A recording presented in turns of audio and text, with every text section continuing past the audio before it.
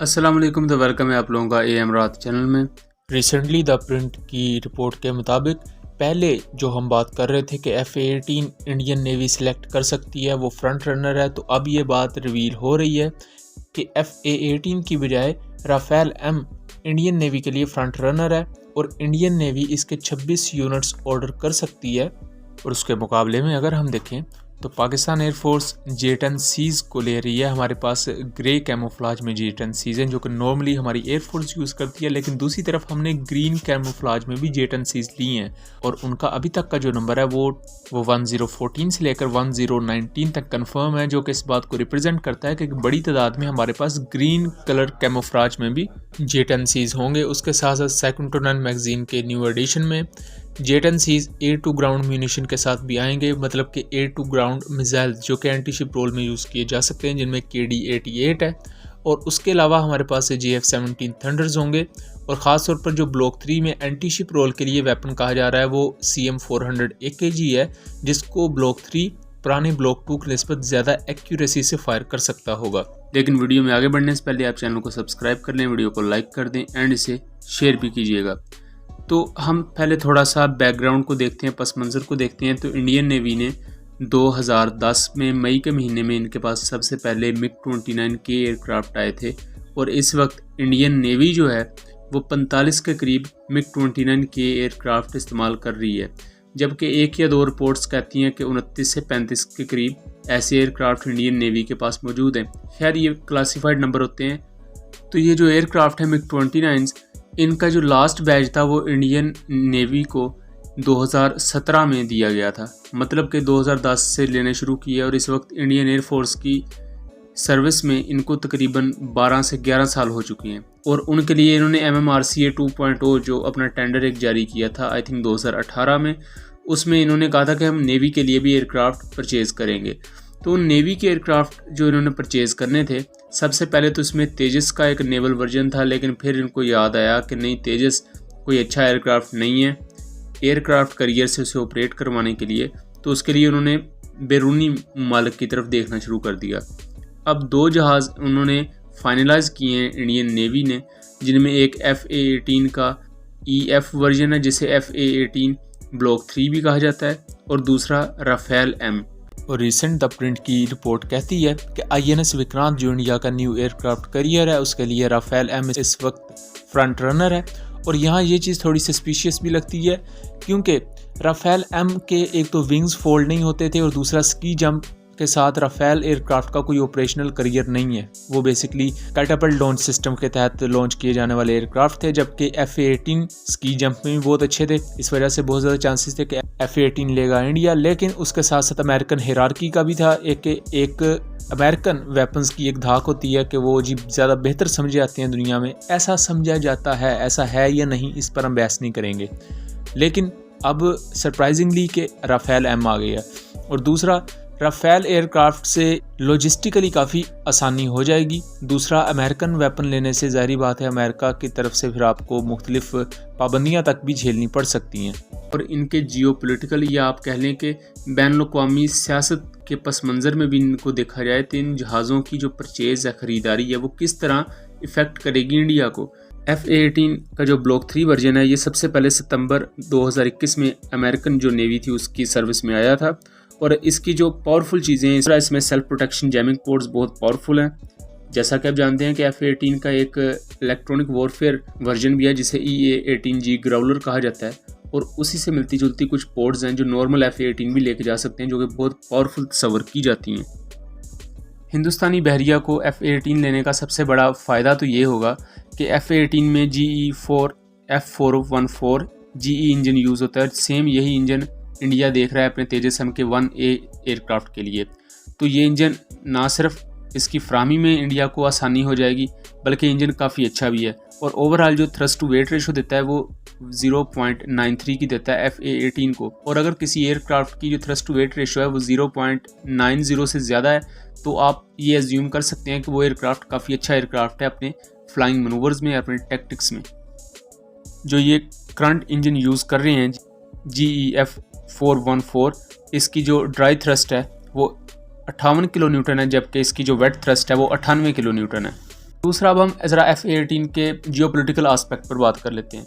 तो रिसेंटली आप जानते हैं कि इंडिया अपने एंटी सबमरीन वॉरफेयर के लिए P-8I नेपच्यून ले रहा है अमेरिका से, और वो किस चीज़ के जवाब में ले रहा है? उन्हें पाकिस्तान के P-3C ओरियंस के जवाब में ले रहा है। आप जानते हैं कि इंडिया की जो कैलवरी क्लास सबमरीन है, ये तकरीबन 3-4 दफ़ा डिटेक्ट हो चुकी है पाकिस्तान के P-3C ओरियन के हाथों, और ये बड़ी शर्मिंदगी की बात है। इंडिया भी सेम इसी तरह का एक एंटी सबमरीन वॉरफेयर एयरक्राफ्ट चाहता है, उसका हसूल करना है। और दूसरी तरफ आप जानते हैं कि रशिया के साथ भी इंडिया के बहुत अच्छे तल्लुकात हैं। रशिया के उन तल्लुकात की वजह से अमेरिका नाराज़ होता है। इंडिया इस वक्त ये चाहेगा कि वो अमेरिका से इस वक्त कुछ हथियार ख़रीदे ताकि अमेरिका का इत्तेहाद बहाल हो, और इस वक्त बहुत अच्छा मौका है इंडियन गवर्नमेंट के लिए कि वो F-18 को परचेज़ करें। लेकिन अगर न्यू रिपोर्ट्स को देखा जाए तो अगर राफेल एम आ गया है तो फिर अमेरिका से जितनी भी आपको बेनिफिट्स मिल सकते थे वो बेनिफिट्स ख़त्म हो जाएंगे, और ओबियसली उसका एक इम्पैक्ट तो ज़रूर होगा। दूसरा, राफेल एम के साथ अगर आपको मज़ीद मॉडिफिकेशन करनी पड़ती है अपने INS विक्रांत पर, तो उसके भी एक अलग कॉन्सिक्वेंसेस हो सकते हैं, या उस पर आपको अपने सिस्टम में दोबारा से उसे इंटीग्रेट करना पड़ेगा। ये भी एक देखने वाली चीज़ होगी।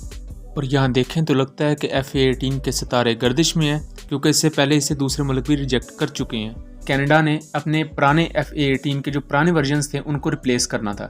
उसके लिए बोइंग ने अपना ये जो न्यू F-18 था ब्लॉक 3 इसको पिच किया, जबकि जो लॉकहीड मार्टिन थी ये भी अमेरिका की कंपनी है, इसने अपना F-35 जो था 5th जनरेशन एयरक्राफ्ट वो पिच किया। कनाडा ने F-35 को चूज़ किया, F-18 पीछे रह गया। इसी तरह कुछ और भी कॉन्ट्रैक्ट्स थे जहाँ F-18 को चूज़ नहीं किया मुल्कों ने। इस तरह जो बोइंग है वो F-18 जहाज़ की सूरत में काफ़ी तनज़ली का शिकार है। और बोइंग जो है, और इस तरह की जो दूसरी कंपनीज भी होती हैं जैसे नॉर्थरोप ग्रुमन है, बोइंग है, लॉकहीड मार्टिन है, ये पॉलिटिकल परचेज करवाती हैं दूसरे मुल्कों से, और इनका काफ़ी असर और रसूख भी होता है पेंटागन पर।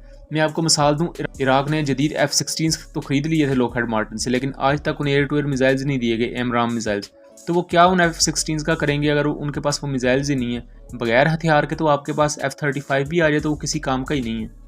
तो ये इसमें पॉलिटिकल परचेजमेंट का एक आंसर भी हो सकता है, लेकिन ये मेरी एक ज़ाती राय है। आप इससे इत्तफाक कर सकते हैं, इससे डिसएग्री भी कर सकते हैं। अब हम आते हैं राफेल पर। तो राफेल एम जो एयरक्राफ्ट करियर पर ऑपरेट किया जाने वाला राफेल का वर्जन है, या आप कह लें कि नेवल वर्जन है उसका, तो राफेल की इंटरनल जो फ्यूल कैपेसिटी है वो F-18 की निस्बत थोड़ी सी कम है, और राफेल का जो इंजन है वो भी ऑलमोस्ट वैसी पावर प्रोवाइड कर रहा है जैसी F-18 की पावर है। लेकिन जो थ्रस्ट टू वेट रेशो है वो राफेल की बेहतर है, जो कि 0.98 है, जबकि F-18 की 0.93 है। स्पीड दोनों की 1.6 मैक है, 1.8 मैक तक भी ये जा सकते हैं। तो आज के दौर में स्पीड का कोई मसला नहीं होता, स्पीड आपको 2 मैक नहीं चाहिए, क्योंकि जो नॉर्मल आप उड़ते हुए जहाज़ देख रहे होते हैं ये 800-900 किलोमीटर पर आवर की स्पीड से उड़ रहे होते हैं, और जंग में भी इसी स्पीड पर ही उड़ाया जाता है। जंग में आप सुपरसोनिक बहुत कम जाते हो, क्योंकि उससे फ्यूल इतना ज़्यादा आपका ज़ाया हो जाता है कि उल्टा आपको जंगी हालात में मुश्किलात का सामना करना पड़ सकता है। इसलिए अब जो मॉडर्न एयरक्राफ्ट आ रहे हैं उन पर स्पीड पर इतना ज़्यादा फोकस नहीं किया जाता, बल्कि उनकी लो स्पीड पर मनूवरेबिलिटी या चुस्ती फुर्ती पर ज़्यादा तवज्जो दी जाती है, और उनके हथियारों पर और उनके जो इंटरनल सिस्टम्स हैं, रेडार्स हैं, इलेक्ट्रॉनिक वॉरफेयर सूट्स हैं, उन पर ज़्यादा तवज्जो दी जाती है। अगर हम कॉम्बैट रेंज की बात करें तो राफेल की कॉम्बैट रेंज बहुत अच्छी है। राफेल की कॉम्बैट रेंज तकरीबन 1500 किलोमीटर से ज़्यादा है, विकीपीडिया पर 1850 किलोमीटर भी लिखी हुई है। लेकिन जो F-18 की कॉम्बैट रेंज है वो तकरीबन 722 से 1000 किलोमीटर है, जो कि कम पड़ जाती है। इसी तरह फेरी रेंज के लिहाज से भी राफेल बेहतर है। अगर रेट ऑफ क्लाइम की बात की जाए तो राफेल बहुत अच्छा है, 304 मीटर पर सेकंड का ये क्लाइम रेट देता है, जबकि F-18 का क्लाइम रेट 228 मीटर पर सेकंड है। हार्ड पॉइंट्स भी राफेल एम के ज़्यादा हैं। लेकिन एक चीज़ जो यहाँ काबिल ज़िक्र है वो ये है कि राफेल जो नेवल ऑपरेशंस के लिए है वो एक वक्त में अपने सेंटर लाइन हार्ड पॉइंट पर सिर्फ एक ही एंटीशिप मिसाइल कैरी कर सकता है, जो कि एक्सोसिट मिसाइल है। जो एयर लॉन्च एक्सोसिट मिसाइल है उसकी तकरीबन 70 किलोमीटर रेंज है। उसके अलावा राफेल GBU-12, GBU-22, GBU-24 जैसे laser guided and smart bombs वगैरह भी लेकर जा सकता है, और ना सिर्फ ये बल्कि स्टॉर्म शैडो मिसाइल को कैरी करने की सलाहियत भी रखता है। स्टॉर्म शैडो के मतलब मैं आपको बताता चलूँ कि जो स्टॉर्म शैडो मिसाइल है ये 560 किलोमीटर की रेंज रखता है, लेकिन जो इंडिया को स्टॉर्म शैडो मिसाइल दिए गए हैं उनकी रेंज 250 किलोमीटर है। लेकिन इसके मुकाबले में नेवल ऑपरेशंस के लिए F-18 एक वक्त में 2 एंटीशिप मिसाइल्स लेकर जा सकता है। कुछ सोर्सेज के मुताबिक एक वक्त में 4 एंटीशिप मिसाइल्स लेके जा सकता है, जो कि ओबियसली पेंगुइन मिसाइल्स हैं एंड हार्पून मिसाइल्स हैं। और उसके अलावा अमेरिका इस पर नेक्स्ट जनरेशन की एंटीशिप मिसाइल्स वगैरह के बारे में भी बात कर रहा है। अगर हम रेडार की बात करें तो राफेल का RBE-2 रेडार जो है ये बहुत अच्छा रेडार है, बहुत पावरफुल रेडार है। ये बियॉन्ड 170-160 किलोमीटर की आपको रेंज देता है। लेकिन जो APG-79 रेडार है F-18 का, ये है AESA रेडार ही, लेकिन इसकी रेंज है 150 किलोमीटर, या कुछ ख़ास हालात में इसकी रेंज 150 किलोमीटर से थोड़ी सी ज़्यादा हो जाती है। लेकिन यहाँ थोड़ी सी मार खाता है F-18, क्योंकि इवन F-17 की रेडार की रेंज भी देखें KLJ-7 AESA रेडार की, तो उसकी रेंज भी 170 से 200 किलोमीटर के दरमियान है। लेकिन इंजन अगर F-17 का ज़रा कमज़ोर है तो उस वजह से रेंज कम होकर भी 160-155 किलोमीटर तक आती है। लेकिन उसके बावजूद भी F-18 के रेडार से बेहतर आ जाता है ब्लॉक 3 भी, हालांकि ब्लॉक 3 एक लाइट कॉम्बैट एयरक्राफ्ट है। तो यहाँ वाज़े बढ़तरी राफेल M की है। उसके अलावा राफेल M में जो थेलस का स्पेक्ट्रा इलेक्ट्रॉनिक वॉरफेयर सूट है वो बहुत पावरफुल है, दुनिया उसकी कैपेबिलिटीज़ को मानती है। लेकिन यहाँ एक और चीज़ आ जाती है जो F-18 अमेरिका के F-18 को फेवर करती है, वो F-18 में vast variety of self protection jamming ports decoys का यूज़ है। जो IRST सिस्टम है ना, इनबिल्ट इलेक्ट्रॉनिक वॉरफेयर सूट्स होते हैं, या आप इनबिल्ट तो कर देते हो, लेकिन इन्हें वक्त के साथ साथ अपग्रेड करना या वक्त के साथ चेंज करना थोड़ा मुश्किल होता है। जो इलेक्ट्रॉनिक वॉरफेयर सूट आप पोर्ट के ज़रिए लेके जाते हो ना, उन्हें आप जब भी चाहें उतार के उनकी जगह एक पहले से ज़्यादा पावरफुल इलेक्ट्रॉनिक वॉरफेयर सूट लगा सकते हैं। आपको मिसाल दूँ तो F-17 थंडर पहले KG-300 self protection jamming port लेकर जाते थे, फिर वक्त के साथ साथ KG-600 और अब KG-700 के बारे में भी बात चल रही है। इसी तरह जो F-18 है ये अपने साथ ANLQ-165 self protection jamming port लेकर जा सकता है। उसके अलावा ANALE-55 टोर्ड डिकॉयज़ वगैरह लेकर जा सकता है, जिससे दुश्मन के सरफेस टू एयर मिसाइल्स को धोखा दे सकता है। दुश्मन के जहाज़ों की तरफ से मिसाइल फायर किए जाएँ तो उनको धोखा दे सकता है।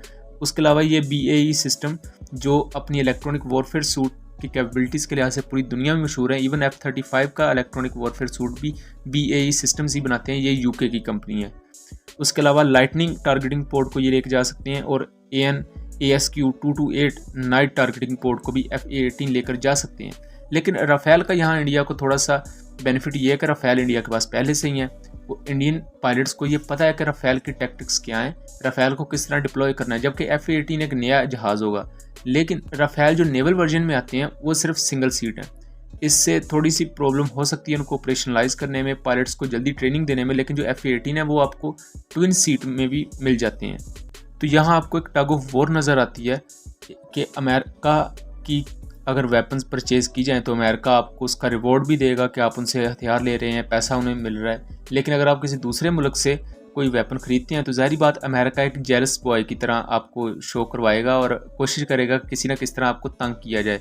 और ये पाकिस्तान के साथ भी अमेरिका करता रहा है। ये कोई ऐसी चीज़ नहीं है कि जो अमेरिका पहली दफ़ा करने वाला है। अमेरिका ऑलमोस्ट हर मुल्क के साथ ही ऐसा करता है।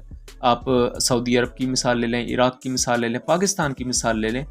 तो इस रिसेंटली इंडिया ने जब S-400 के बारे में डील ऑलमोस्ट फाइनल हो चुकी थी तो इंडिया के बारे में काटसा की पूंजियों की बात करनी शुरू कर दी थी अमेरिका ने।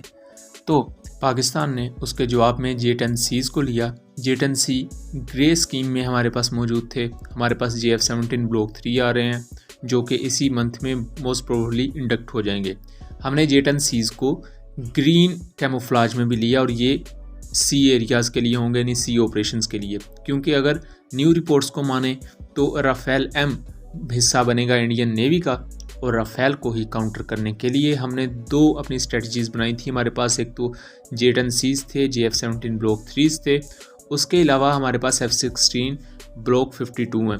उसके अलावा हमने चाइना से CH-906 इलेक्ट्रॉनिक वॉरफेयर सिस्टम हासिल किया जो कि ग्राउंड बेस्ड जैमर है और इंडिया के S-400 और राफेल को काफ़ी मुश्किल दे सकते हैं आने वाले वक्त में। अगर पाकिस्तान के एयर एसेट्स की बात की जाए तो F-17 थंडर की KG-600 इलेक्ट्रॉनिक वॉरफेयर पोर्ट्स, उसके अलावा J-10Cs के इलेक्ट्रॉनिक वॉरफेयर यूनिट्स और F-17 और ब्लॉक 3 के कंबाइंड PL-15 और PL-10 का जो डू है ये काफ़ी ज़्यादा ख़तरा होगा इंडियन राफेल के लिए। जबकि दूसरी तरफ पाकिस्तान के लिए जो चीज़ चैलेंजिंग होगी वो इंडिया के राफेल और उनकी spectra system as well as उनके मीटियोर BBR मिज़ाइल। सो ये चीज़ें यहाँ आके टाई हो जाती हैं। यहाँ आके फ़ैसला तभी होगा कि बैटल फील्ड में कौन बेहतर परफॉर्म करेगा और किसके टैक्टिक्स ज़्यादा बेहतर होंगे। तो वीडियो पसंद आने की सूरत में आप चैनल को सब्सक्राइब कीजिएगा, वीडियो को लाइक कीजिएगा। मिलेंगे अगली वीडियो में, तब तक के लिए अल्लाह हाफिज़।